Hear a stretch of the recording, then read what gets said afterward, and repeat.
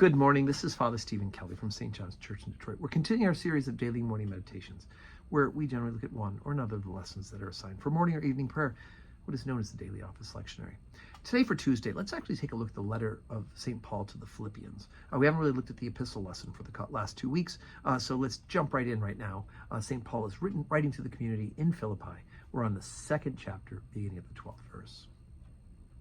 Wherefore, my beloved, as ye have always obeyed, not as in my presence only, but now much more in my absence, work out your own salvation with fear and trembling.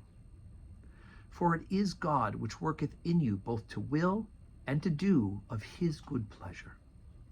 Do all things without murmurings and disputings, that ye may be blameless and harmless, the sons of God without rebuke, in the midst of a crooked and perverse nation, among whom ye shine as lights in the world, holding forth the word of life, that I may rejoice in the day of Christ, that I have not run in vain, neither labored in vain.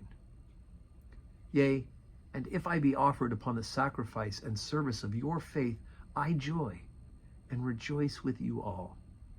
For the same cause also do ye joy and rejoice with me. Okay, so let me tell you a secret about clergy. This right here sums up our heartfelt desire. At least I hope. Most of the clergy I know, this is absolutely true. And that is that we really want you to shine. We really want you to know the love of Jesus Christ. We really want to rejoice with you and over you and for you in the spiritual life, right? It's why we've taken this vocation. God has called us to service, and we rejoice at your increasing holiness. It is so joyful for us to see people who are struggling, maybe, but because they're wrestling to get better. They're wrestling with the temptations. They're wrestling with the struggles of the world, but they're beginning to see the victory because it's God's grace that is guiding them. It's God's prompting and leading that is helping them.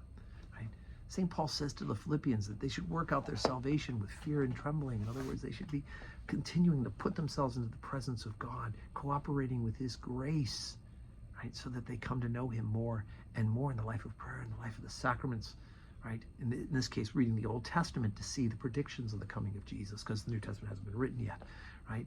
And do it without murmuring, without disputing, right? Let's not be backbiting against each other. Let's be looking up to doing God's work, right?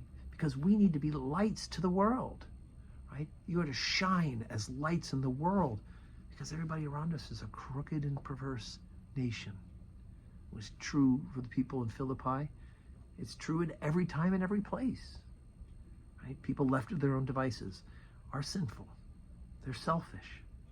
And it's often reflected in the communities that are around us. But by God's grace, we can be a light that shines in that darkness and can actually influence the entire community around us, God being our helper. And clergy, we rejoice to see people who are getting it. And we rejoice to see people who are struggling but remaining faithful, because we can see God's work in them as well. All right, so sometimes it's just amazing to me. So anyway, today is Tuesday. We have 12:15 Holy Communion. We don't have evening prayer tonight. I've got to be someplace at 4 o'clock, but we will have morning prayer, evening prayer on our own today.